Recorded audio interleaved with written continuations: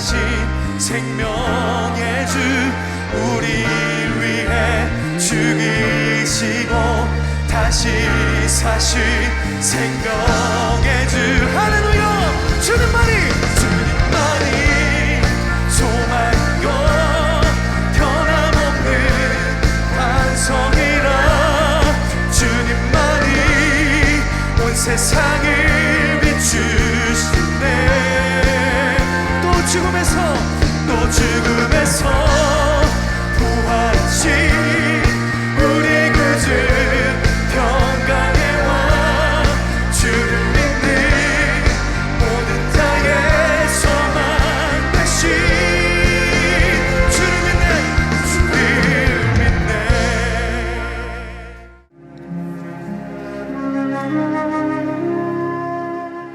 오늘의 말씀은 출애굽기 18장 8절에서 10절 말씀입니다.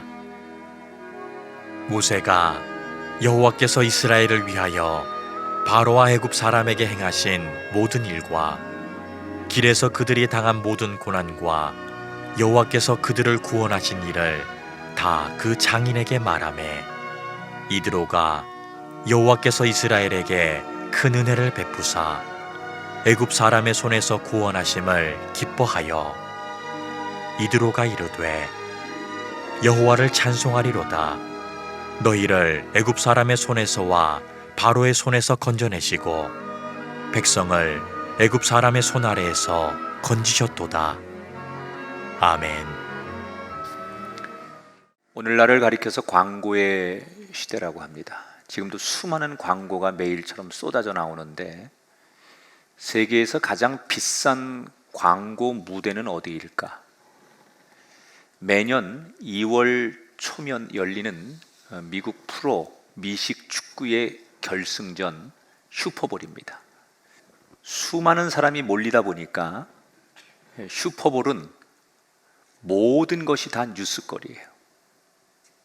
특히 전반전이 끝나고 후반전 직전에 잠시 머무는 하프타임 때 이때 공연을 하는데 이 공연에 쓴 가수는 그 자체가 화제가 되고 최고의 인기가 있는 사람이고 또 이 공연이 얼마나 화려한지 공연이 끝나고 나면 어떤 무대 장치가 동원됐는지 작년하고 뭐가 달라졌는지 뭐 이런 것들 하나하나가 엄청난 뉴스거리로 쏟아집니다. 그런데 재밌는 것은 이 화려한 공연을 모든 사람이 다 보는데 정작 그 경기장의 주인공들인 선수들은 볼 수 없다는 거예요. 왜냐? 그들은 전반전을 마치고 라커룸에 들어가면 힘드니까 누워 쉬거나 아니면 이 모든 사람의 관심인 공연을 관람할 수가 없습니다. 전반전의 경기를 복귀하고 어떻게 하면 후반전에 새로운 전술과 역할 분담을 해서 후반전을 새롭게 임할 것이냐. 소위 하프타임은 그들에게 쉼의 시간이 아니라 작전을 새로 짜는 시간이에요. 그래서 선수들만큼은 최고의 관심이 있는 이 공연을 볼 수가 없다는 거예요. 어느 스포츠 종목이든 간에 강하고 이름난 팀들은 공통점이 있는데 그 중에 하나가 바로 전반전보다는 후반전의 경기력이 좋아요. 그런데 그 결정적인 요인이 뭐냐? 하프타임을 어떻게 보내느냐. 전반전에 잘하고도 후반전에 못하는 팀이 있고 전반전보다 훨씬 후반전을 잘하는 팀이 있는데 대부분은 이 하프타임에 전술을 변경하고 선수를 교체하고 다시 약속된 플레이를 하기 때문에 좋은 경기력을 보여주는 거예요. 전 인생도 그렇다고 생각해요. 인생이 늘 잘 달리기만 하는 게 아니에요. 어느 때는 장애물이 있어서 잠시 멈춰야 할 때도 있고 세상이 나를 인정해주지 않아서 직장을 좀 쉬어야 되는 시간대도 있고 어떤 분은 병실에 누워서 자기 건강을 회복하는 쉼의 기간이 있어요. 크고 작은 인생은 내가 원하든 원치 않든 잠시 멈춰서서 지난 시간을 돌아보게 하고 다시 새로운 인생을 도약할 수밖에 없는 그때가 누구에게나 있어요. 하루에도 하프타임이 존재하고 일주일간에도 반드시 우리에게 하프타임이 존재하고 우리 인생 전체를 놓고도 하프타임이 존재해요. 결국 이 인생의 하프타임을 어떻게 보내느냐에 따라서 이전과 이후의 삶이 달라집니다. 그럼 우리는 원하든 원치 않든 우리가 지금 만나고 있는 인생의 하프타임을 어떻게 보내야 할까? 오늘 출애굽기 18장의 이야기를 통해서 만약에 하나님이 우리에게 하프타임의 시간에 새로운 작전 타임을 주신다면 무슨 말씀을 주실까? 자, 오늘 본문 18장 이야기는 이렇게 시작됩니다. 5절에 보니까 모세의 장인 이드로가 모세의 아들들과 그의 아내와 더불어 모세에게 이르니 곧 모세가 하나님의 산에 진을 쳤다. 지난 시간에 여러분 제가 설교한 내용이 정말 오합지졸이던 이스라엘 백성들이 아말렉과의 전투에서 승리를 한 얘기를 소개해 드렸잖아요. 이 말도 안 되는 거거든요. 왜냐하면 오늘 그 4명의 남성들이 나와서 특송을 해주셨는데 이 제목이 히브리 노예들이에요. 히브리 노예들의 합창. 이 오페라에 나오는 한 대목인데 그 400년 노예 생활하면서 그들이 절망적이니까 이 노래를 통해서 희망을 꿈꾸고 뭐 자기들의 미래를 얘기하던 그 노예들이 부르던 노래를 오늘 불러준 거거든요. 이스라엘 백성들은 평생 노예로 살면서 싸워본 적이 없어요. 무기를 다룰 줄도 모르고 무슨 군대의 무슨 조직이라든지 이런 것들은 꿈도 꿔보지 못하는 사람. 근데 아말렉이라는 사람들은 굉장히 전투적인 민족이고 싸움을 잘하는 사람이고 잔인한 사람들이거든요. 그러니까 객관적으로는 도저히 이스라엘이 이 전쟁에서 이길 수 없거든요. 근데 지난 시간 말씀드린 대로 하나님의 은혜로 기적이 일어나는 거예요. 그런데 전쟁이 이겼다고 해서 다 끝난 게 아니거든요. 아말렉이 이게 전쟁에서 져서 지금 물러갔지만 언제 다시 기습 공격을 해올지, 저들이 다시 다른 부족과 힘을 합쳐서 또 공격해올지 모르니까 마음이 급한 모세는 이스라엘 백성들을 데리고 빨리 그곳을 떠납니다. 그래서 그들이 다음 넥스트 장소로 도착한 곳이 어디냐? 시내산 반도의 남쪽에 있는 시내산 쪽까지 가서 다시 거기서 짐을 풀게 돼요. 그런데 이 시내산은 모세에게 너무나 감격스러운 장소예요. 마음의 벅참을 어찌 표현할 수 없는 장소예요. 왜냐? 출애굽기 3장에 보면 모세가 처음으로 하나님을 인격적으로 만났던 장소가 시내산이거든요. 그때 하나님께서 모세에게 어떤 약속을 하셨냐면 출애굽기 3장 12절에 내가 그 백성을 애굽에서 인도하여 낸 후에 너희가 이 산에서 하나님을 섬기리니 이것이 내가 너를 보낸 증거니라. 하나님이 처음 모세에게 찾아오셔서 인격적으로 모세를 만나주시면서 하신 얘기가 네가 그 히브리 노예들을 건져낼 것이고 언젠가 다시 이 산에 모여서 나를 찬송하는 날이 올 것이다. 하나님이 그렇게 말씀하셨단 말이에요. 근데 그때만 해도 모세는 하나님이 하시는 말씀을 한 귀로 듣고 한 귀로 흘려버렸어요. 그런데 세월이 지나서 진짜로 지금 자기가 시내산에 다시 도착했는데 하나님 말씀이 그대로 이루어진 거예요. 그러니까 너무 가슴이 벅차죠. 이럴 수가. 그때는 별 의미 없이 뜻없이 그 말씀을 들었는데 하나님이 하신 그 말씀이 그대로 훗날 이루어지고 내가 그 자리에 와 있는 거예요. 여러분, 하나님은 다 우리 각자에게 조금씩 다른 말씀을 하세요. 그러나 중요한 것은 우리와 우리 가정에게 주신 말씀대로 반드시 하나님의 때에 그 약속은 이루어집니다.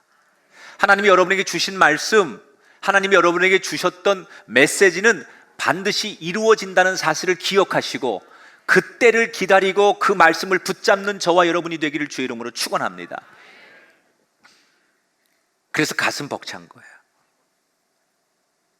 자, 어찌 보면 치열했던 이집트에서의 그 파라오 왕가의 한판승, 그리고 홍해바다가 갈라지고 광야에서 여러 가지 막 마라의 쓴물을 경험하고, 그리고 아말렉과의 전쟁까지 겪으면서 그들은 쉼없이 달려왔어요, 여기까지. 그리고 시내산에서 그들은 모처럼 잠시 쉼을 갖는 거예요. 앞에서 말씀드린 대로 그들에게 다시 재정비하는 하프타임의 시간을 갖는 거예요. 그런데 이때 모세에게 반가운 손님이 찾아옵니다. 바로 자기 장인 이드로가 자기의 딸이자 모세의 아내인 십보라와 모세의 두 아들을 데리고 미디안에서부터 모세가 있는 이 광야 시내산을 찾아온 거예요. 근 1년 만에 가족을 만나는 거죠. 너무나 반가우니까 모세가 한 걸음에 뛰어나가 장인어른에게 절을 올리고 가족들과 입을 맞추고, 그리고 자기의 텐트로 식구들을 모시는 거예요. 자, 여러분, 오랜만에 가족들이 만났어요. 장인어른을 만났어요. 무슨 얘기 할 것 같아요? 여러분이라면? 당연히 안부를 물었겠죠. 잘 있었느냐, 건강하시냐, 아이들 보면서 키 많이 컸구나, 이런 얘기 다 하겠죠. 그리고 나서 저 같으면 이랬을 것 같아요. 지난 1년 동안 이집트를 나오면서, 또 특히 이집트를 떠나서 출애굽 이후의 광야 생활 속에 내가 경험했던 이야기를 너무 신나게 이야기했을 것 같아요. 예를 들면 이런 거죠. 장인어른 제 얘기 좀 들어보세요. 제가 바다를 향해서 두 팔을 쫙 펼쳤는데 그때부터 바다가 갈라지는 거예요. 내가 이렇게 했더니요, 이렇게 되고요, 이런 일이 있었는데 그때 제가 이렇게 말하고 이렇게 행동하니까요, 이런 결과가 있어서 여기까지 왔어요. 대개는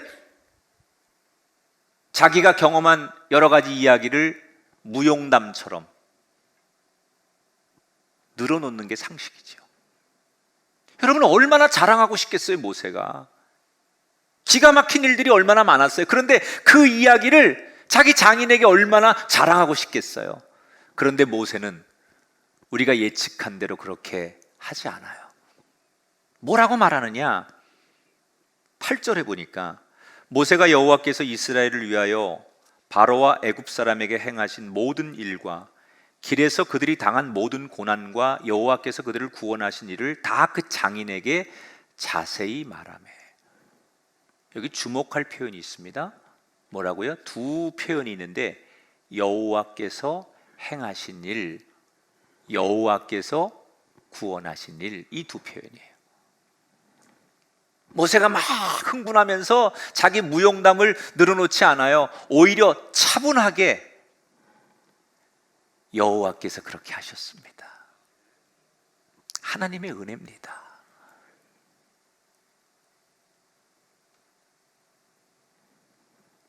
자기가 했던 일을 얼마든지 자랑할 만함에도 불구하고 그는 철저하게 자기 자랑을 다 뺍니다. 그랬더니 그 이야기를 다 듣고 있던 장인 이드로가 어떤 반응을 보이느냐? 10절 11절에 보이니까 이드로가 이르되 여호와를 찬송하리로다. 이제 내가 알았도다. 여호와는 모든 신보다 크심으로 이스라엘에게 교만하게 행하는 그들을 이기셨도다. 장인은 또 이렇게 말하는 거예요. 야, 자네 정말 대단하구나. 이렇게 말하지 않아요. 뭐라고요? 함께 여호와를 찬송했대요. 그런데 여러분, 이 장인 이드로가 어떤 사람이에요? 지난번에 제가 설교 때 설명을 했는데, 이 이드로는 하나님을 믿는 사람이 아니에요. 지금으로 하면 기독교인이 아니에요. 이방 종교, 무속 종교의 제사장이에요.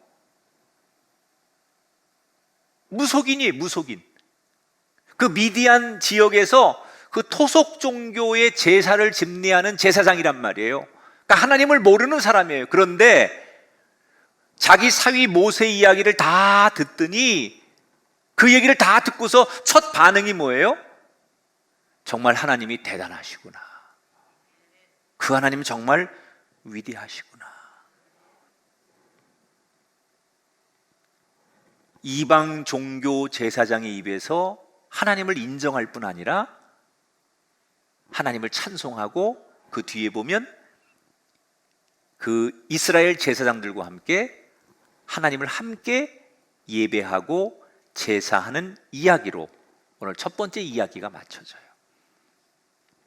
여러분, 이방신의 제사장이 하나님을 찬양하고 예배하는 이 놀라운 장면은 모세가 철저하게 이건 다 하나님이 하셨기 때문에 가능합니다라고 간증했기 때문에 이런 일이 일어난 거예요. 그러면 모세는 어떻게 이런 간증을 할 수 있었을까? 어떻게 자기의 영웅담은 다 빼버리고 다 철저하게 이건 다 하나님이 하신 겁니다 이렇게 간증할 수 있었을까? 저는 그 이유가 지금 모세가 아말렉과의 전투를 하고 나서 시내산에 도착을 한 거예요. 모처럼 쉼의 시간을 갖는 거예요.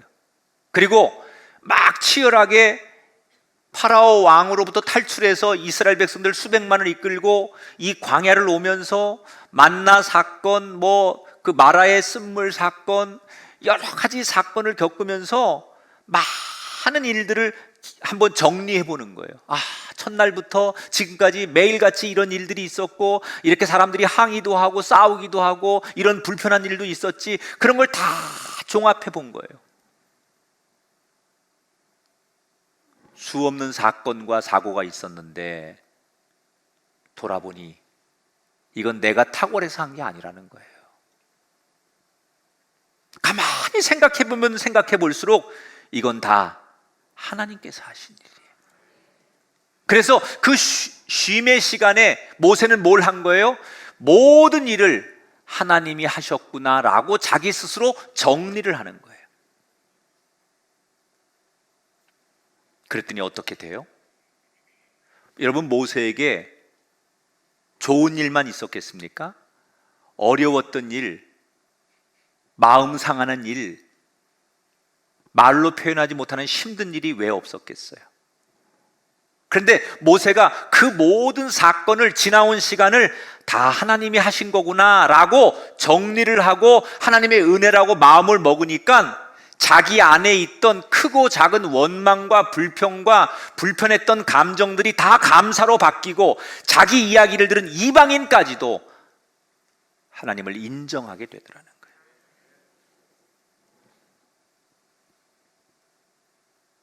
저는 문득 오늘 이 설교를 들으면서 이 이야기는 어쩌면 꼭 우리에게 필요한 이야기구나.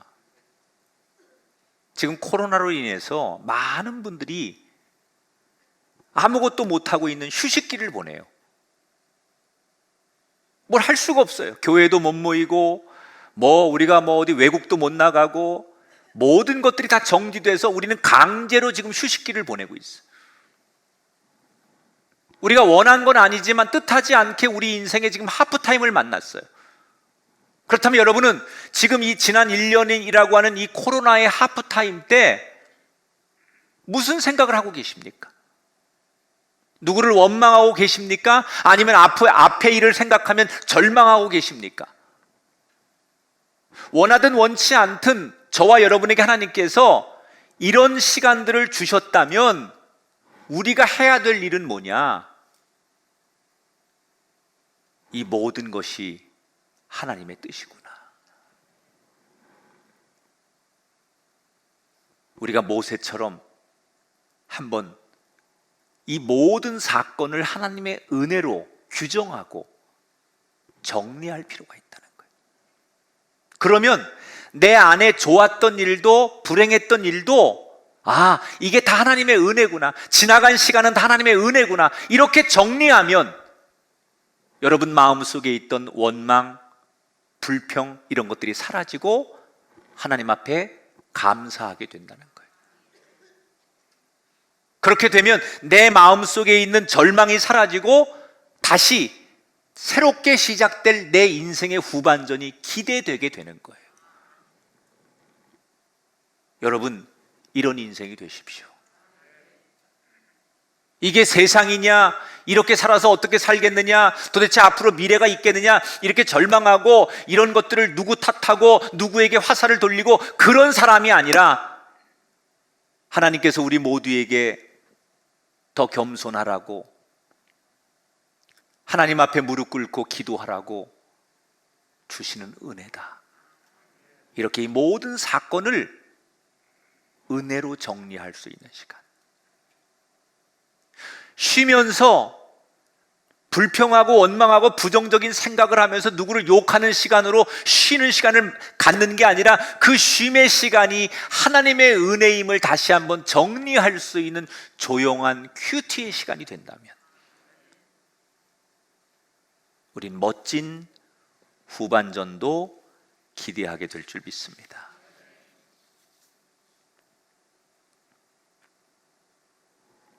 오랜만에 가족을 만나서 즐겁게 회포를 푼 모세는 다음 날 자기가 해야 될 일이 있으니까 가족을 뒤로 하고 일하는 자기의 일터로 나갑니다.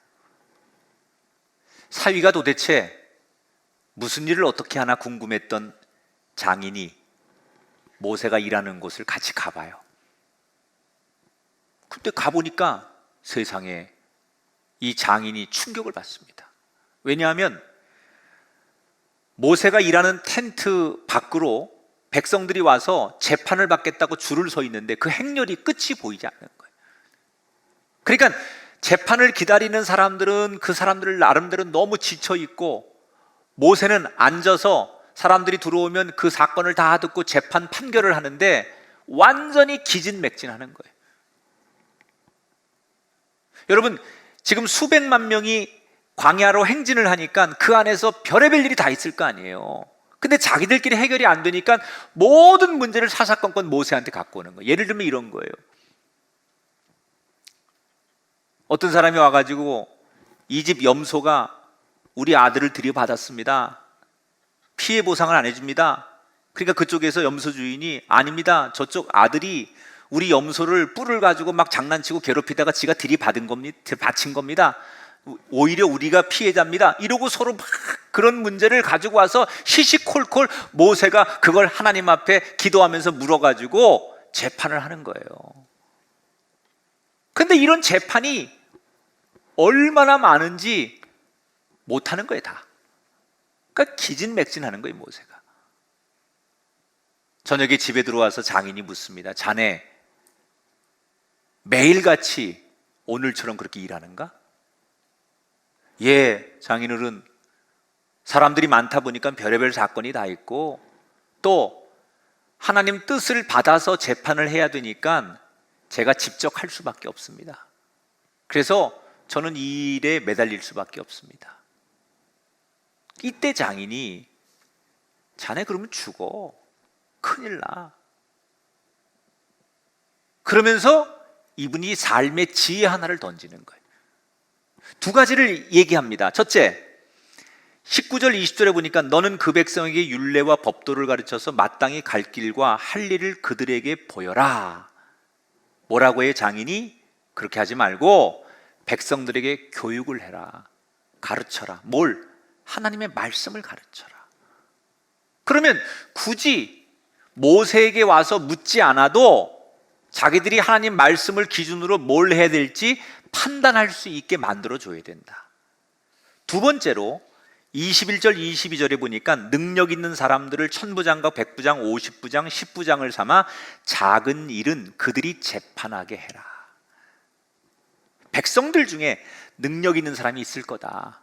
그러면 1000명을 대표로, 100명을 대표로, 50명을 대표로, 10명을 대표로 해서 작은 재판, 조금 규모 있는 재판은 그 규모에 맞게끔 책임자들이 재판을 할 수 있도록 그렇게 정비를 새롭게 해라. 근데 여기서 성경에 보면 하나님 보실 때 능력 있는 사람이 누구냐? 21절에 보면 능력 있는 사람들, 곧 하나님을 두려워하는 사람. 첫 번째. 두 번째, 진실하고 불의한 이익을 미워하는 자. 그러니까 거짓 없이 진실하고, 세 번째가 불의함 앞에 그것을 불의함을 보고 일어설 수 있고 불의 앞에 싸울 수 있는 사람. 능력 있는 게, 일 잘하는 게 능력 있는 게 아니라 하나님 앞에 이 사람이 어떤 삶을 사느냐를 보고 능력이 있느냐 없느냐를 성경은 규정했어요. 세상은 싸워 이기면 능력이 있고, 돈 잘 벌면 능력이 있고, 사업자라면 능력이 있고, 자기가 원하는 걸 가지면 능력이 있다고 말하지만 성경에서는 뭐라고 말해요? 성경에서 말하는 능력이라는 것은 그런 세상적인 게 아니고 하나님과 함께 사는 그 사람의 삶의 자세가 어떠냐를 보고 능력이 있느냐 없느냐를 구분한다는 거예요. 제가 여러분에게 질문하고 싶어요. 여러분은 지금 능력 있는 삶을 살고 계십니까? 여러분 스스로 생각하기에 나는 능력 있는 삶을 살고 있는가? 세상적으로는 내가 조금 앞서가고 경쟁에서 이길 수 있어도 성경에서 하나님이 인정하는 능력 있는 사람, 나는 과연 그런 사람일까?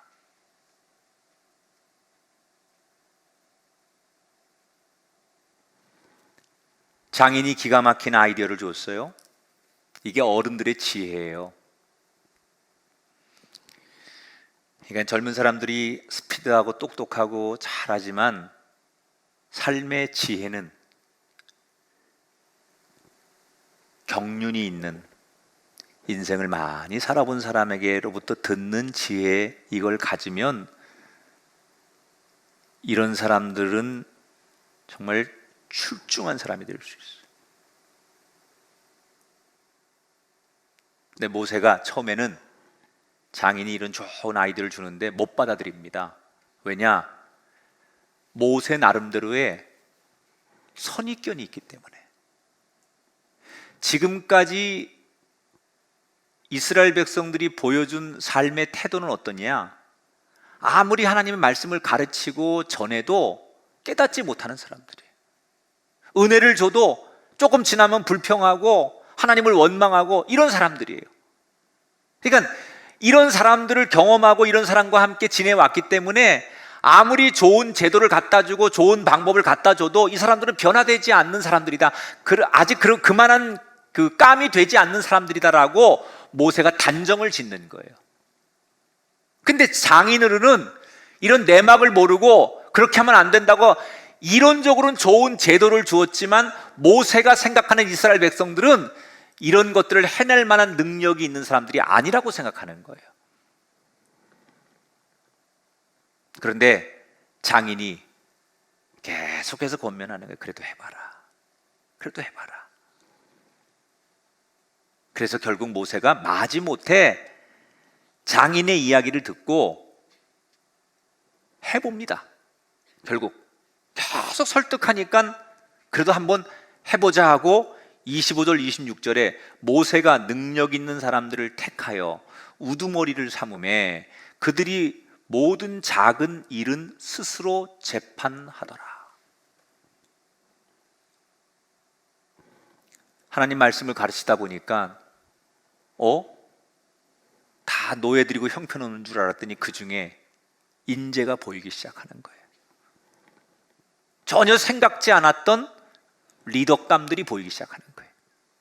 그래서 그들을 1000명 대표로 1000부장, 100명 대표로 100부장, 50명 대표로 50부장, 그 다음에 10명 대표로 10부장, 이렇게 사람들을 세워놓고 그들에게 훈련을 한 다음에 얼마 뒤부터 재판을 맡기기 시작하는데 대성공을 거둡니다. 백성들은 금방금방 재판을 받게 되고 모세는 자기에게 몰렸던 과중한 짐을 벗으니까 결과적으로 백성도 살고 모세도 사는 엄청난 결과를 거두게 돼요. 오늘 현대 사회의 사법 체계의 기초가 여기서부터 나온 거예요. 지금 현대 사회의 모든 사법 시스템이 이 모세가 출애굽기 18장에서 만든 이것이 인류의 최초지요. 자, 장인이 자기 사위가 이걸 받아들여서 이 시스템이 자리를 잡는 데까지 계속 옆에서 도와주다가 어느 정도 자리가 잡히니까 장인이 이제 나는 너무 오랫동안 고향 땅을 비워두었기에 미디안 고향으로 돌아가겠다고 하면서 자기 딸과 두 손자를 모세에게 맡기고 작별하고 고향으로 돌아가는 것이 오늘 성경의 두 번째 스토리예요. 자, 지금 인생의 하프타임을 만난 모세가 장인이 처음에 자네 그렇게 하지 말고 이렇게 한번 해봐라고 조언을 했을 때 모세는 그 조언을 듣고 자기가 선택할 수 있는 길이 두 가지가 있었어요. 하나는 그동안 내 경험으로 만들어진 내 선입견대로 가는 거예요. 이 백성들은 아직 그럴 만한 능력이 안 됩니다. 평생 노예로 살았기 때문에 근성도 노예들이고 남에게 리더십을 발휘하거나 하나님 말씀을 가르칠 능력도 없고 그래서 당분간 내가 해야 됩니다. 이런 자기의 생각대로 그냥 밀고 가는 방법이 하나 있었을 거고, 두 번째는 그래도 하나님이 하실 일을 기대하면서 내가 가지고 있는 고집, 생각, 선입견 대신 장인의 말을 귀를 열고 듣는 거예요. 그런데 모세는 결국 후자를 선택해요. 그랬더니 어떻게 됩니까? 자기의 선입견이나 자기의 생각대로 밀어붙이지 않고 타인의 이야기에 귀를 기울였어요. 그랬더니 그동안 내가 생각했던, 내가 알았던 일보다 전혀 새로운 우리 공동체의 문제를 해결하게 되더라는 거예요. 우리가 지금 코로나라고 하는 하프타임을 보내고 있어요. 우리가 쉬고 있는데 무작정 쉬는 게 아니라 어디로 가야 될지, 무엇을 해야 될지 모르니까 답답한 거 아닙니까? 이때 뭘 해야 될까? 오늘 저는 성경이 우리에게 길을 가르쳐 준다고 생각해요. 인생의 하프타임을 만난 우리들에게 성경은 뭐라고 말씀하느냐? 내가 가지고 있는 선입견을 버리고 귀를 열어라. 내 고집, 내 철학, 내 신념, 내가 평생 살아온 나의 이상, 이걸 내려놓고 하나님이 하시는 말씀에 귀를 열고 세상이 하는 얘기에 귀를 열어라. 여러분, 하나님은 믿는 사람을 통해서만 일하시는 분이 아니에요. 하나님은 아무것도 모르는 길 가는 나그네를 통해서도 나에게 말씀하시게 하고요, 믿지 않는 불신자를 통해서도 하나님이 나에게 말씀하게 하시고요, 심지어 사람이 아닌 동물과 사물과 사건을 통해서 하나님은 우리에게 시시때때로 갈 길을 가르쳐 주시고 말씀하시는 분이에요. 그래서 하나님을 전지전능하신 분이라고 하는 거예요.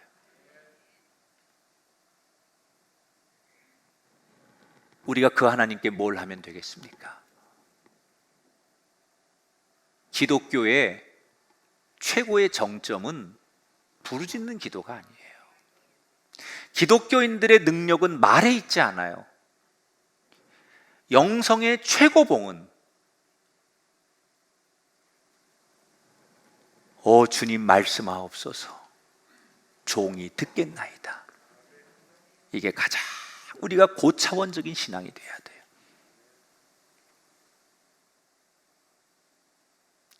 우리가 그동안은 말하는 곳에 우리의 신앙을 소비했다면, 이것에 우리가 집중했다면 오히려 하프타임 같은 시간에는 조용히 하나님이 내게 하시는 말씀을 듣기 원하여 내 마음을 열고 귀를 열어서 하나님의 세미한 음성을 들을 수 있는 사람.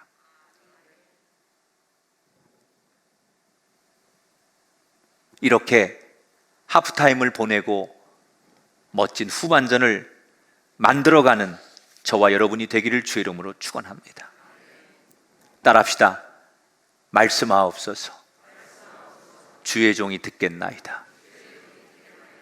저와 여러분에게 오히려 이 멈춰진 시간에 조용히 귀를 열고 내 생각을 정리하고 타인의 이야기, 하나님이 하시는 말씀을 들을 수 있는, 그래서 다시 용기 내어 인생의 후반전을 출발할 수 있는 아름다운 인생들이 되시기를 주의 이름으로 축원합니다.